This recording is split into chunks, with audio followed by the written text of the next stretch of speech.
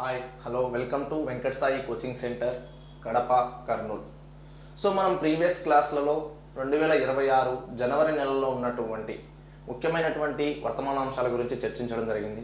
అలాగే జనవరి నెలలో ఉన్నటువంటి మరికొన్ని ముఖ్యమైన అంశాల గురించి ఈరోజు క్లాస్లో చూద్దాం. సో వెంకట్ సాయి కోచింగ్ సెంటర్లో డైలీ మనం ఏదో ఎగ్జామ్ పాయింట్ ఆఫ్ వ్యూలో చాలా ఇంపార్టెంట్ అయినటువంటి విషయాలను చర్చించడం జరుగుతూ ఉంది. సో ఈ కరెంట్ అఫైర్స్లో భాగంగా జనవరి నెలలో ఉన్నటువంటి మరికొన్ని ఎగ్జామ్ పాయింట్ ఆఫ్ వ్యూలో ముఖ్యమైన అంశాల గురించి ఈరోజు చూద్దాం. సో ఈ రోజుటి ముఖ్యమైన అంశాల్లో ఉన్నటువంటి మొదటి విషయం, స్టింగ్లెస్ తేనెటీగలు. స్టింగ్లెస్ తేనెటీగలు.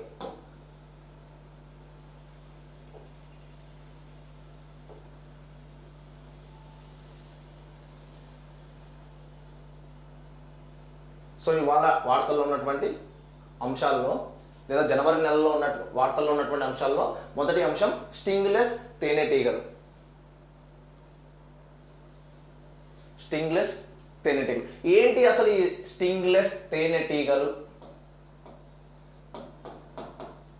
స్టింగ్లెస్ తేనెటీగలు అనేటి అంటే ఏంటి అసలు?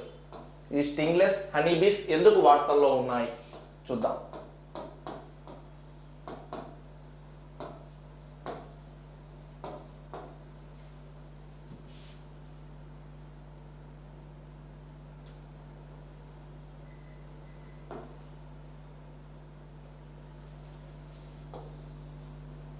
సో మరి అసలు ఎక్కడ ఉంటాయి, ఎందుకు ఇవి వార్తల్లో ఉన్నాయి జనవరి నెలలో చూస్తే? ఈ స్టింగ్లెస్ తేనెటీగలు అనేవి ఏంటి అంటే అత్యంత పురాతనమైన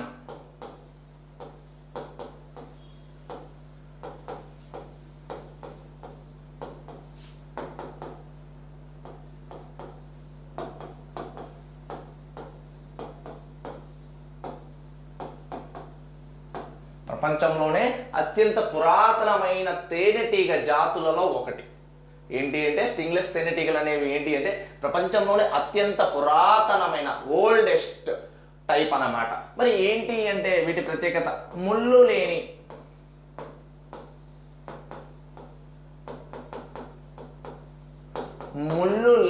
తేనెటీగలు. ఇవి ముళ్ళు లేని తేనెటీగలు. మరి ఇంకా ఏంటి అంటే చూస్తే డైనోసార్ కాలం నాటి నుండి ఉన్నాయి. వీటి మనుగడ ఎప్పటి నుండి ఉంది అంటే డైనోసార్ కాలం నాటికి చెందినవి. డైనోసార్ కాలం నాటికి చెందినవి. మరి ఇవి ఏ కుటుంబానికి చెందినవి అంటే ఎపిడిడే కుటుంబానికి, ఎపిడిడే ఫ్యామిలీకి చెందినవి. ఎపిడిడే కుటుంబానికి చెందినవి. మరి ఇవి ఎక్కడ ఉంటాయి? ఇప్పుడు ఇవి ఎందుకు వార్తల్లోకి వచ్చాయి 2026 జనవరి నెలలో అంటే మరి ఈ స్టింగ్లెస్ తేనెటీగలు అనేవి ఎక్కడ ఉంటాయి అంటే అమెజాన్ రెయిన్ ఫారెస్ట్ లో ఉంటాయి.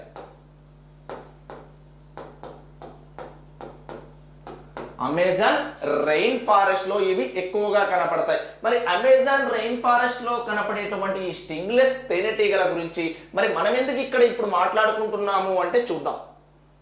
మరి 2026 జనవరి నెలలో మరి ఈ స్టింగ్లెస్ తేనెటీగలకు ఒక దేశం చట్టబద్ధ హక్కులను కల్పించింది. మరి ఏంటి ఆ దేశం? అసలు ఈ స్టింగ్లెస్ తేనెటీగలకు చట్టబద్ధ హక్కులను కల్పించినటువంటి దేశం ఏంటి అంటే పెరు. స్టింగ్లెస్ తేనెటీగలకు 2026 జనవరి నెలలో చట్టబద్ధ హక్కులను కల్పించినటువంటి దేశం ఏంటి అంటే పెరు. మరి ఈ స్టింగ్లెస్ తేనెటీగలు ఎక్కడ కనపడతాయి అంటే అమెజాన్ రెయిన్ ఫారెస్ట్ అని చెప్తున్నా. అమెజాన్ అడవులలో కనపడేటువంటి ఈ స్టింగ్లెస్ తేనెటీగలకు చట్టబద్ధ హక్కులను కల్పించినటువంటి దేశం ఏంటి అంటే పెరు. మరి అమెజాన్ అడవులు అంటే అందరికీ తెలుసు, lungs of world,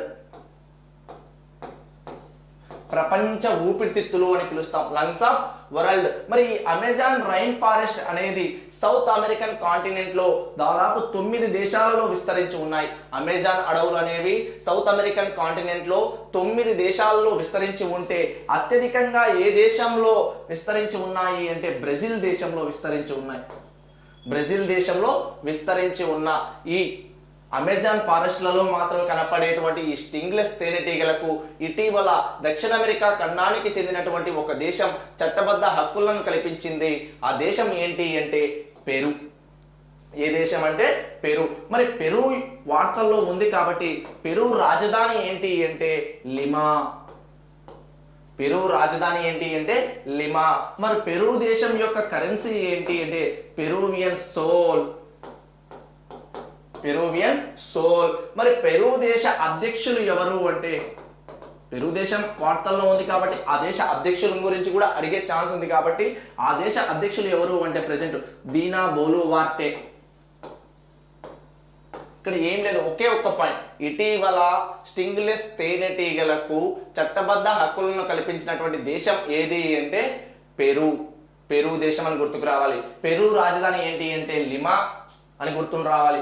Peru currency ఏంటి అంటే పెరువియన్ సోల్.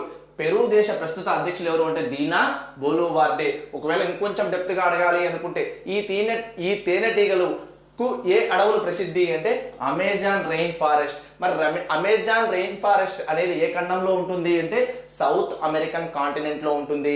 ఈ అమెజాన్ అడవులనే లంగ్స్ ఆఫ్ వరల్డ్ అని పిలుస్తారు. ఇవి ఏ దేశాలలో విస్తరించి ఉన్నాయి అంటే 9 దేశాలలో విస్తరించి ఉన్నాయి. అత్యధికంగా ఏ దేశంలో విస్తరించి ఉన్నాయి అంటే బ్రెజిల్ దేశంలో విస్తరించి ఉన్నాయి. ఇది మనం మొదటి టాపిక్ గురించి పూర్తి సమాచారం. నెక్స్ట్ టాపిక్ చూద్దాం. మరి BWF athletes commission chairperson.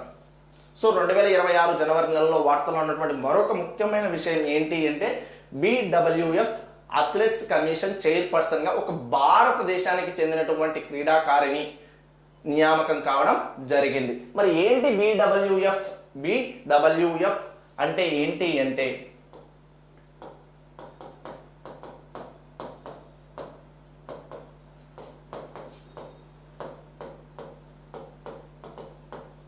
Badminton world federation. BWF అంటే ఏంటి అంటే బ్యాడ్మింటన్ వరల్డ్ ఫెడరేషన్. మరి ఈ బ్యాడ్మింటన్ వరల్డ్ ఫెడరేషన్ ను ఎప్పుడు ఏర్పాటు చేశారు అంటే 1935లో ఏర్పాటు చేశారు. 1935లో ఏర్పాటు చేయడం జరిగింది. 1934లో ఏర్పాటు చేయడం జరిగింది. మరి badminton world federation head quarters ఎక్కడ ఉంటుంది అంటే కౌలాలంపూర్లో ఉంటుంది. కౌలాలంపూర్లో ఉంటుంది. బ్యాడ్మింటన్ వరల్డ్ ఫెడరేషన్ అనే దానిని 1934లో ఏర్పాటు చేస్తే దీని హెడ్ క్వార్టర్స్ ఎక్కడ ఉంటుంది అంటే కౌలాలంపూర్లో ఉంటుంది. ఈ కౌలాలంపూర్ అనేది మలేషియా దేశ రాజధాని. మలేషియా దేశ రాజధాని. మరి మలేషియా దేశ ప్రస్తుత ప్రైమ్ మినిస్టర్ ఎవరు అంటే అన్వర్ ఇబ్రహీం.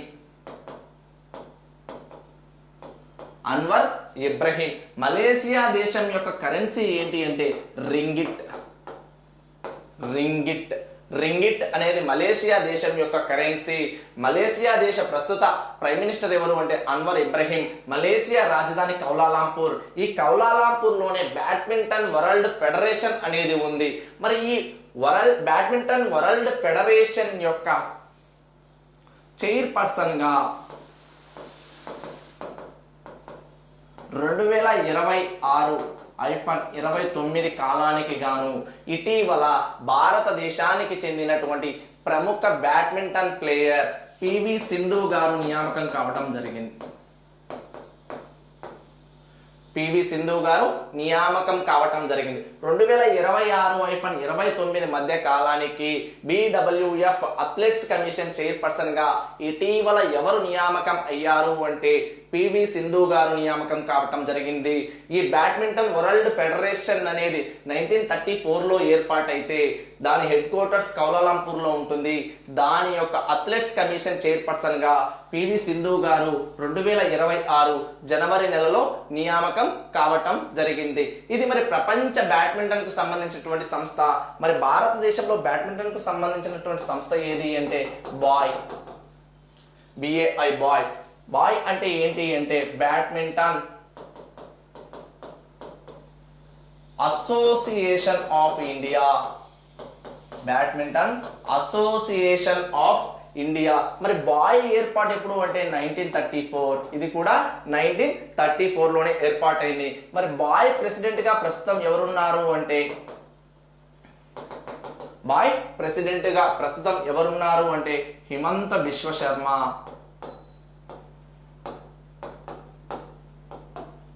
హిమంత బిశ్వ శర్మ గారు ఉన్నారు. బాయ్ ప్రెసిడెంట్ గా ప్రస్తుతం ఎవరున్నారు అంటే హిమంత బిశ్వ శర్మ. ఈయనే అస్సాం రాష్ట్ర ముఖ్యమంత్రి. అస్సాం రాష్ట్ర ముఖ్యమంత్రి. ప్రపంచవ్యాప్తంగా బ్యాడ్మింటన్ కు సంబంధించింది ఏంటి అంటే బ్యాడ్మింటన్ వరల్డ్ ఫెడరేషన్. అదే దేశంలో బ్యాడ్మింటన్ కు సంబంధించినటువంటి సంస్థ ఏది అంటే బ్యాడ్మింటన్ అసోసియేషన్ ఆఫ్ ఇండియా. ఇప్పుడు మనం ఇక్కడ ఎందుకు బ్యాడ్మింటన్ గురించి మాట్లాడుకుంటున్నాము అంటే 2026-29 కాలానికి గాను బ్యాడ్మింటన్ అథ్లెట్స్ కమిషన్ చైర్పర్సన్ గా మన ప్రముఖ సెట్లర్ అయినటువంటి పివి సింధు గారు నియామకం కావటం జరిగింది. మరి పివి సింధు గారు అంటున్నాం, ఈ పివి సింధు గారే భారతదేశానికి ఒలింపిక్ క్రీడలలో 2 పతకాలను సాధించారు బ్యాడ్మింటన్లో. ఈమె మన భారతదేశానికి ఒలింపిక్స్ లో ప్రాతినిధ్యం వహించి 2 పతకాలను సాధించడం జరిగింది. ఎప్పుడెప్పుడు అంటే 2016వ సంవత్సరంలో బ్రెజిల్లోని రియో డి జెనీరోలో జరిగినటువంటి సమ్మర్ ఒలింపిక్ క్రీడల్లో భారతదేశానికి రజతం సాధించడం జరిగింది, సిల్వర్ మెడల్. నెక్స్ట్ 2020వ సంవత్సరంలో టోక్యోలో జరిగినటువంటి ఒలింపిక్ క్రీడలలో బ్యాడ్మింటన్ లో ఈమె కాంస్య పథకం సాధించడం జరిగింది.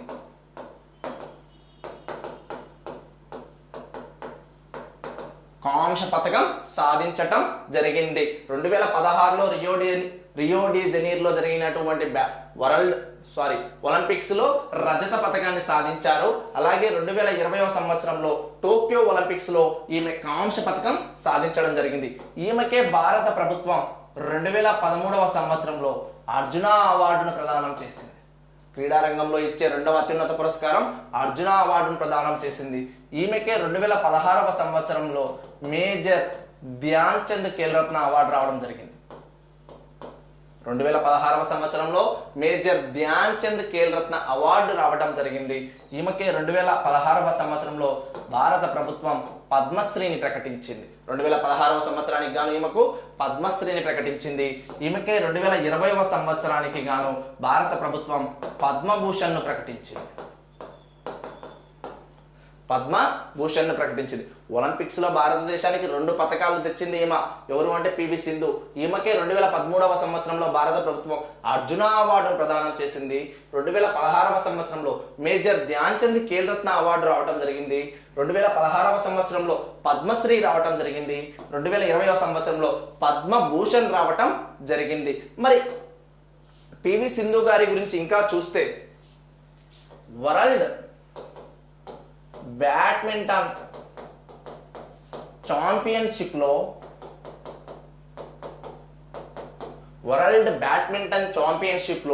ఇప్పటి వరకు భారతదేశానికి 15 పతకాలు వస్తే, టోటల్ గా 15 పతకాలు వస్తే ఇందులో పివి సింధు గారు ఒక్కరే 5 పతకాలను సాధించడం జరిగింది. భారతదేశానికి వరల్డ్ బ్యాడ్మింటన్ ఛాంపియన్షిప్ లో ఓవరాల్ గా ఇప్పటి వరకు 15 పతకాలు వస్తే అందులో పివి సింధు గారే 5 పతకాలను సాధించడం జరిగింది. మరి ఓవరాల్ గా మొత్తం 15 పతకాలలో భారతదేశానికి 1 గోల్డ్ మెడల్ రావడం జరిగింది. ఓవరాల్ గా 15 వస్తే అందులో ఒకే 1 గోల్డ్ మెడల్ రావటం జరిగింది. ఆ 1 గోల్డ్ మెడల్ ను కూడా 2019వ సంవత్సరంలో పివి సింధు గారు సాధించడం జరిగింది. వరల్డ్ బ్యాడ్మింటన్ ఛాంపియన్షిప్ లో ఓవరాల్ గా 15 పతకాలు వస్తే అందులో భారతదేశానికి ఒకే 1 గోల్డ్ మెడల్ రావటం జరిగింది. ఆ ఒకే 1 గోల్డ్ మెడల్ ను కూడా 2019వ సంవత్సరంలో పివి సింధు గారు సాధించడం జరిగింది. మొత్తం 15 పతకాలలో ఈమె 5 పతకాలను సాధించడం గమనార్హం. నెక్స్ట్ అలాగే చూస్తే వరల్డ్ బ్యాడ్మింటన్ ఛాంపియన్షిప్ లో భారతదేశానికి మొట్టమొదటి పతకాన్ని 1983వ సంవత్సరంలో ప్రకాష్ పదుకొనే గారు సాధించడం జరిగింది. భారతదేశానికి వరల్డ్ బ్యాడ్మింటన్ ఛాంపియన్షిప్ లో మొట్టమొదటి పతకాన్ని 1983లో ప్రకాష్ పదుకొనే గారు సాధించడం జరిగింది. మరి వరల్డ్ బ్యాడ్మింటన్ ఛాంపియన్షిప్ అనేది 2026వ సంవత్సరంలో 30వ ఎడిషన్ జరగబోతా ఉంది. ఎప్పుడు అంటే ఆగస్టు నెలలో 2026 ఆగస్టు నెలలో 30వ వరల్డ్ బ్యాడ్మింటన్ ఛాంపియన్షిప్ అనేది ఎక్కడ జరగబోతా ఉంది అంటే ఢిల్లీలో జరగబోతా ఉంది. ఎక్కడ జరగబోతా ఉంది అంటే ఢిల్లీలో జరగబోతా ఉంది. మరి 2026 ఆగస్టు నెలలో 30వ ఎడిషన్ ఢిల్లీలో జరగబోతా ఉంటే భారతదేశంలో జరగడం ఇది ఎన్నవసారి అంటే రెండవసారి. వరల్డ్ బ్యాడ్మింటన్ ఛాంపియన్షిప్ పోటీలు భారతదేశంలో ఇది జరగడం ఎన్నవసారి అంటే రెండవసారి. మరి భారతదేశంలో మొదటిసారిగా వరల్డ్ బ్యాడ్మింటన్ ఛాంపియన్షిప్ అనేది ఎప్పుడు జరిగింది అంటే 2009వ సంవత్సరంలో జరిగింది. అది 17th ఎడిషన్. ఎక్కడ జరిగింది అంటే హైదరాబాద్లో జరిగింది. వరల్డ్ బ్యాడ్మింటన్ ఛాంపియన్షిప్ 2026లో జరగబోతా ఉంది 30th ఎడిషన్. ఎక్కడ అంటే ఢిల్లీలో. ఇది భారత్లో జరగడం ఎన్నవసారి అంటే రెండవసారి. మరి భారతదేశంలో తొలిసారిగా వరల్డ్ బ్యాడ్మింటన్ ఛాంపియన్షిప్ అనేది 2009వ సంవత్సరంలో 17th ఎడిషన్ హైదరాబాద్లో జరిగింది. మరి వరల్డ్ బ్యాడ్మింటన్ ఛాంపియన్షిప్ పోటీలు ఎప్పుడు ప్రారంభమయ్యాయి, ఎక్కడ ప్రారంభమయ్యాయి అంటే 1977లో స్వీడన్లో ప్రారంభమయ్యాయి. 1977లో స్వీడన్లో ప్రారంభమయ్యాయి. మరి స్వీడన్ మళ్ళీ వార్తల్లో ఉంది 2026 జనవరి నెలలో. 2026 జనవరి నెలలో మొట్టమొదటి నగదు రహిత దేశం ఏది అంటే స్వీడన్. మొట్టమొదటి క్యాష్లెస్ కంట్రీ ఏది అంటే స్వీడన్. ఆ స్వీడన్లోనే 1977లో తొలిసారిగా వరల్డ్ బ్యాడ్మింటన్ ఛాంపియన్షిప్ అనేది జరగడం జరిగింది. మరి 2025లో కూడా వరల్డ్ బ్యాడ్మింటన్ ఛాంపియన్షిప్ జరిగింది. మరి ఇందులో భారతదేశానికి ఎన్ని మెడల్స్ వచ్చాయి అంటే ఒక్క మెడల్ వచ్చింది. అది కూడా కాంస్య పథకం. 2025లో జరిగినటువంటి వరల్డ్ బ్యాడ్మింటన్ ఛాంపియన్షిప్ లో భారతదేశానికి ఎన్ని పథకాలు వచ్చాయి అంటే ఒక్క కాంస్యం పథకం వచ్చింది. అది కూడా ఎందులో అంటే మెన్స్ డబుల్స్ లో రావటం జరిగింది. మెన్స్ డబుల్స్ లో రావటం జరిగింది. మరి వాళ్ళిద్దరు ఎవరు, భారతదేశానికి మెడల్ను తీసుకొచ్చినటువంటి ఇద్దరు వ్యక్తులు ఎవరు అంటే సాత్విక్ సాయిరాజ్ రంకిరెడ్డి. సాత్విక్ సాయిరాజ్ రంకిరెడ్డి. నెక్స్ట్ రెండవ వారు ఎవరు అంటే చిరాగ్ శెట్టి. వీరిరువురు కూడా 2025లో జరిగినటువంటి world badminton championship men's doubles లో కాంస్య పథకాన్ని సాధించడం జరిగింది. ఇదంతా కూడా ఎందుకు మాట్లాడుకుంటున్నాము అంటే 2026 జనవరి నెలలో badminton world federation athletes commission chairperson గా 2026-29 కాలానికి గాను పివి సింధు గారు నియామకం కావటం జరిగింది. సో నెక్స్ట్ టాపిక్, రాణి వేలు నాచియార్. జనవరి నెలలో వార్తల్లో ఉన్నటువంటి ముఖ్యమైన అంశాల్లో మరొక అంశం ఏంటి అంటే రాణి వేలు నాచియార్. ఎవరు ఈ రాణి వేలు నాచియార్ గారు? రాణి వేలు నాచియార్ గారు. ఈ రాణి వేలు నాచియార్ గారిని ఏమంటున్నాము అంటే భారతదేశ మొదటి మహిళా స్వాతంత్ర్య సమరయోధురాలు. India's first women freedom fighter. India's first women freedom fighter. మరి ఈమె గురించి మనం ఎందుకు మాట్లాడుకుంటున్నాము అంటే ఫస్ట్ చూస్తే ఈమె తమిళనాడు రాష్ట్రానికి చెందిన వీర మహిళ. తమిళనాడు రాష్ట్రానికి చెందిన వీర మహిళ. బ్రిటిష్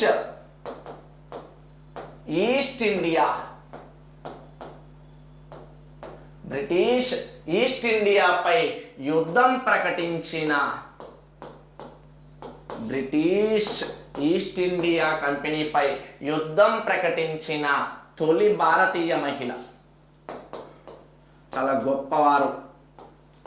సో ఇలాంటి వారి గురించి మనం ఖచ్చితంగా మాట్లాడుకోవాలి. బ్రిటిష్ ఈస్ట్ ఇండియా కంపెనీపై యుద్ధం ప్రకటించిన తొలి భారతీయ మహిళ ఎవరు అంటే రాణి వేలు నాచియార్ గారు. ఈమె భారతదేశ మొదటి మహిళా స్వాతంత్ర సమరయోధురాలు, India's first women freedom fighter. ఏ రాష్ట్రానికి చెందినవారు అంటే తమిళనాడు రాష్ట్రానికి చెందినవారు. అందుకే మనం అందరూ కూడా తమిళ ప్రజలు ముద్దుగా వీరమంగై అని పిలుస్తారు. వీరమంగై, రాణి వేలు నాచియార్ గారు వీరమంగై. మరి ఈమె గురించి మనం ఎందుకు ఇక్కడ మాట్లాడుకుంటున్నాము అంటే ఈమె 1730 జనవరి 3వ తేదీన జన్మించారు. 1730 జనవరి 3వ తేదీన జన్మించారు. సో ఆమె జన్మదినాన్ని పురస్కరించుకొని మనం జనవరి నెలలో ఈమె గురించి స్మరించుకుంటా ఉన్నాం ఇక్కడ. మరి జనవరి 3వ తేదీన ఎవరి యొక్క పుట్టినరోజు అంటే రాణి వేలు నాచియార్ గారు. ఆమె భారతదేశ మొట్టమొదటి మహిళా స్వాతంత్ర సమరయోధురాలు. ఈమెని ఏమని పిలుస్తారు అంటే వీరమంగై అని పిలవటం జరుగుతూ ఉంది. ఈమె 1796 డిసెంబర్ 25వ తేదీన మరణించటం జరిగింది. 1796 డిసెంబర్ 25వ తేదీన ఈమె మరణించారు. ఆ డిసెంబర్ 25 మళ్ళీ మనకు ఒక ప్రత్యేకత ఉంది. ఏంటి అంటే national good governance day. December 25 ఏంటి స్పెషల్ అంటే నేషనల్ గుడ్ గవర్నెన్స్ డే. మరి జనవరి 3వ తేదీన జన్మించారు ఎవరు అంటే రాణి వేలు నాచియార్ గారు. ఇంకా జనవరి 3 ఏమైనా స్పెషల్స్ ఉన్నాయా చూద్దాం. జనవరి 3 స్పెషల్స్ ఏంటి అంటే జాతీయ మహిళా ఉపాధ్యాయ దినోత్సవం,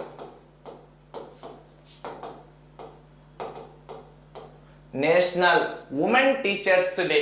జాతీయ మహిళా ఉపాధ్యాయ దినోత్సవాన్ని ఏ రోజున జరుపుకుంటాము అంటే జనవరి 3వ తేదీన జరుపుకుంటాము. ఎందుకు అంటే ఆ రోజే ప్రత్యేకత సావిత్రిబాయి పూలే గారి జన్మదినం.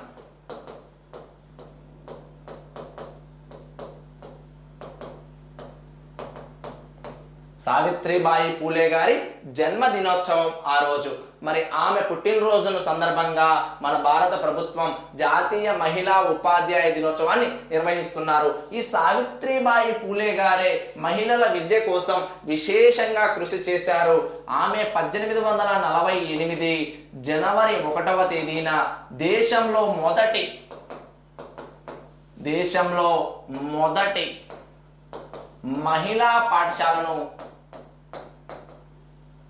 దేశంలో మొదటి మహిళా పాఠశాలను పూణేలో ఏర్పాటు చేశారు.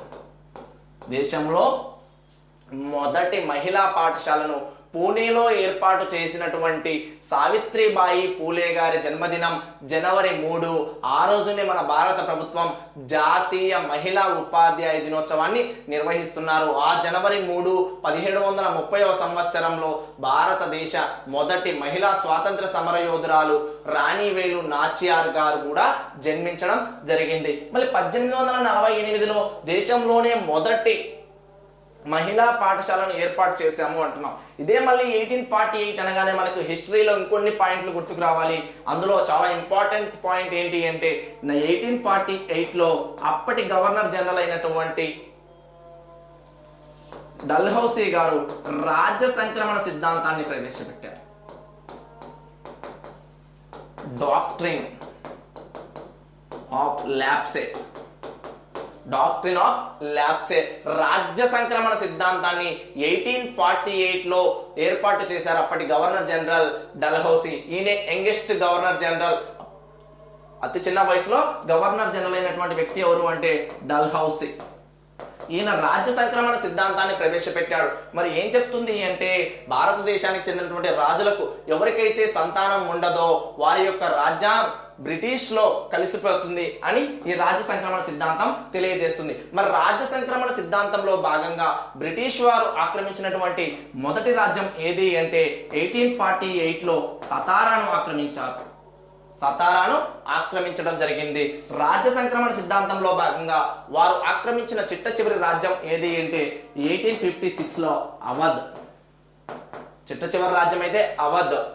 మొట్టమొదటిది అయితే సతారా. రాజ్య సంక్రమణ సిద్ధాంతాన్ని ప్రవేశపెట్టింది ఎప్పుడంటే 1848. ప్రవేశపెట్టినటువంటి గవర్నర్ జనరల్ ఎవరు అంటే డల్హౌసీ. ఈ రాజ్య సంక్రమణ సిద్ధాంతాన్ని 1859వ సంవత్సరంలో అప్పటి వైస్రాయ్ లార్డ్ కానింగ్ గారు రద్దు చేశారు. అప్పటి వైస్రాయ్ లార్డ్ కానింగ్ గారు ఈ డాక్ట్రిన్ ఆఫ్ ల్యాప్సేని ఎప్పుడు రద్దు చేశారు అంటే 1859. మరి ఇది ఇక్కడ ఎందుకు మాట్లాడుకుంటున్నామంటే ఈ 1848లోనే దేశంలో మొదటి మహిళా పాఠశాలను పూణే కేంద్రంగా సావిత్రిబాయి పూలే గారు ఏర్పాటు చేయడం జరిగింది. ఆ సావిత్రిబాయి పూలే గారి జన్మదినం జనవరి 3. ఆ జనవరి 3 మనం మాట్లాడుకుంటున్నటువంటి మెయిన్ టాపిక్ రాణి వేలు నచియార్ గారి పుట్టినరోజు. ఇంకా జనవరి 3 ఏమైనా స్పెషల్స్ ఉన్నాయా అని చూస్తే ఇదే జనవరి 3 పరహేలి ఏర్పడుతుంది. జాగ్రఫీ పాయింట్ లో పరిహేలి ఏర్పడుతుంది. ఎప్పుడు అంటే జనవరి 3వ తేదీన పరిహేలి ఏర్పడుతుంది. Perihelion the shortest distance between sun and earth. భూమికి మరియు సూర్యునికి మధ్య అతి తక్కువ దూరం ఉండటాన్నే పరిహేలి అంటారు. ఈ పరిహేలియన్ ఎప్పుడు ఏర్పడుతుంది అంటే జాన్ 3న ఏర్పడుతుంది. ఏంటి అంటే the shortest distance between sun and earth. అదే అపహేలి ఎప్పుడు ఏర్పడుతుంది అంటే అపహేలియన్ ఎప్పుడు ఏర్పడుతుంది అంటే జూలై 4న ఏర్పడుతుంది. The longest distance between sun and earth. భూమికి మరియు సూర్యునికి మధ్య అత్యధిక దూరం ఉండటాన్ని అపహేలి అంటున్నాం. అతి తక్కువ దూరం ఉండటాన్ని పరిహేలి అంటున్నాం. పరిహేలి ఎప్పుడు ఏర్పడుతుందంటే జనవరి 3న ఏర్పడుతుంది. అపహేలి ఎప్పుడు ఏర్పడుతుంది అంటే జూలై 4న ఏర్పడుతుంది. అలాగే ఇంకా జనవరి 3 ఏమైనా స్పెషల్స్ ఉన్నాయా అంటే పాలిటీ, జాగ్రఫీ మాట్లాడుకున్నాం, హిస్టరీ మాట్లాడుకున్నాం. పాలిటీలో చూస్తే జనవరి 3 స్పెషల్ ఏంటి అంటే fundamental duties day. Fundamental duties day, ప్రాథమిక విధుల దినోత్సవం. మరి జనవరి 3 ప్రాథమిక విధుల దినోత్సవాన్ని ఎందుకు జరుపుకుంటాము అంటే ఒకసారి పాలిటీలో చూస్తే రాజ్యాంగం కాన్స్టిట్యూషన్ ఇంప్లిమెంట్ అయ్యే నాటికి, రాజ్యాంగం అమల్లోకి వచ్చే నాటికి ప్రాథమిక విధుల సంఖ్య 0. రాజ్యాంగంలో ప్రారంభం, రాజ్యాంగం అమల్లోకి వచ్చే నాటికి రాజ్యాంగంలో ఫండమెంటల్ డ్యూటీస్ ఎన్ని ఉన్నాయి అంటే ఏమీ లేవు. మరి ఫండమెంటల్ డ్యూటీస్ ని మనం ఏ దేశం నుండి స్వీకరించాము అంటే రష్యా, అప్పటి యుఎస్ఎస్ఆర్ నుండి స్వీకరించాము. మరి ఈ ఫండమెంటల్ డ్యూటీస్ ఏ భాగంలో ఉంటాయి అంటే 4A భాగంలో ఉంటాయి, 4A భాగంలో ఉంటాయి. మరి ఈ ఫండమెంటల్ డ్యూటీస్ గురించి తెలిపే ఆర్టికల్ ఏది అంటే 51 సబ్ క్లాజ్ ఏ. 51 క్లాజ్ ఏ అనేది ఫండమెంటల్ డ్యూటీస్ గురించి తెలుపుతుంది. మరి ఫండమెంటల్ డ్యూటీస్ అనేవి ఏ కమిటీ సిఫారసుల మేరకు చేర్చాము అంటే స్వరణ్ సింగ్ కమిటీ సిఫారసుల మేరకు రాజ్యాంగంలో చేర్చడం జరిగింది. మరి ఎప్పుడు చేర్చారు అంటే 1976 42వ రాజ్యాంగ సవరణ. 1976 42వ రాజ్యాంగ సవరణ ద్వారా 10 ప్రాథమిక విధులను రాజ్యాంగంలో చేర్చడం జరిగింది. 10 ప్రాథమిక విధులను రాజ్యాంగంలో చేర్చడం జరిగింది. ఎప్పుడు అంటే 1976 42nd కాన్స్టిట్యూషనల్ అమెండ్మెంట్ యాక్ట్ ద్వారా 10 ఫండమెంటల్ డ్యూటీస్ ని కాన్స్టిట్యూషన్ లో చేర్చడం జరిగింది. మరి ప్రజెంట్ భారతదేశ రాజ్యాంగంలో ఎన్ని ప్రాథమిక విధులు ఉన్నాయి అంటే 11 ప్రాథమిక విధులు ఉన్నాయి. మరి 11th ఫండమెంటల్ డ్యూటీని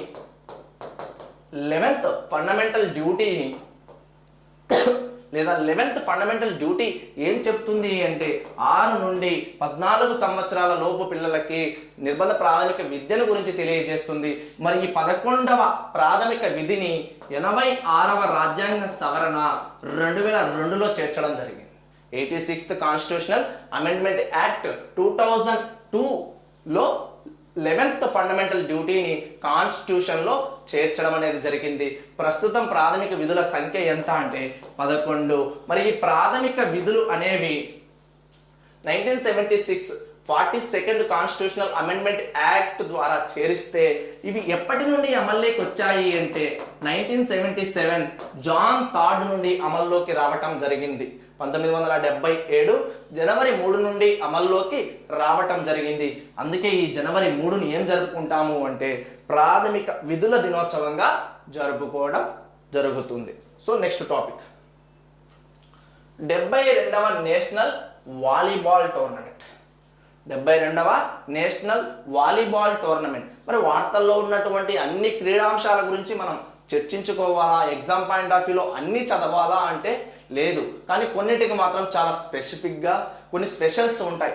ఎందుకని ఈ 72వ నేషనల్ వాలీబాల్ టోర్నమెంట్ గురించి మనం ఇక్కడ మాట్లాడుకుంటున్నాము అంటే మన భారతదేశ ప్రధాని పిఎం మోడీ గారు స్వయంగా దీన్ని 2026 జనవరి 4వ తేదీన మధ్యాహ్నం 12 గంటల సమయంలో దీనిని ఆయన స్వయంగా చేతుల మీదుగా ప్రారంభించారు. ఈ టోర్నమెంట్ని ఆయనే ప్రారంభించారు కాబట్టి, మన భారతదేశ ప్రధాని గారు ప్రారంభించారు కాబట్టి వార్తల్లో ఉన్నటువంటి ఈ అంశం గురించి కూడా మనం తప్పకుండా చదవాలి. మరి 72వ నేషనల్ వాలీబాల్ టోర్నమెంట్ అనేది 2026 జనవరి 4వ తేదీ నుండి జనవరి 11వ తేదీ వరకు జరిగింది.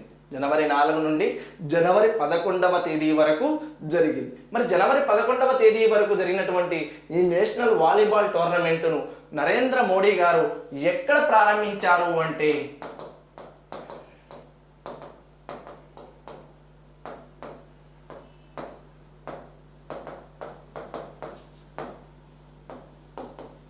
సంపూర్ణానంద్ స్పోర్ట్స్ స్టేడియం. ఎక్కడ అంటే వారణాసిలో ఉన్నటువంటి సంపూర్ణానంద్ స్పోర్ట్స్ స్టేడియంలో పిఎం మోడీ గారు ఈ 72వ నేషనల్ వాలీబాల్ టోర్నమెంట్ను ప్రారంభించడం జరిగింది. ఇందులో వివిధ రాష్ట్రాలు మరియు యూనివర్సిటీలు నుండి దాదాపు 58 టీములు పాల్గొన్నాయి.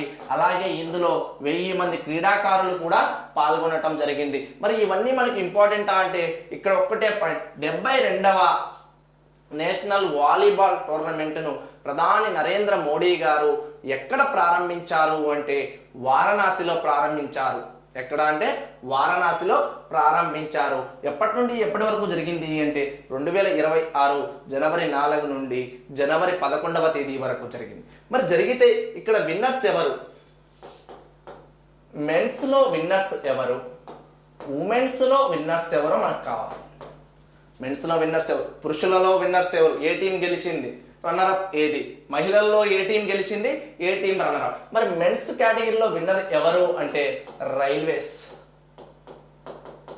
మెన్స్ వాలీబాల్లో ఎవరు విన్నరు అంటే రైల్వేస్. రన్నరప్ ఎవరు అంటే కేరళ. రన్నరప్ ఎవరు అంటే కేరళ.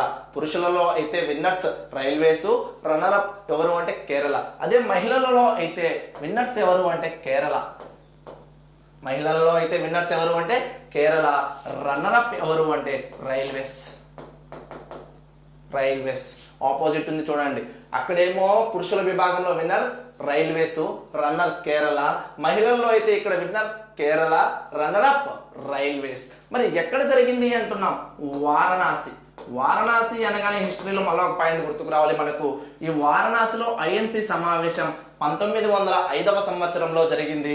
అప్పటి ఐఎన్సి అధ్యక్షుడు ఎవరు అంటే గోపాలకృష్ణ గోఖలే గారు.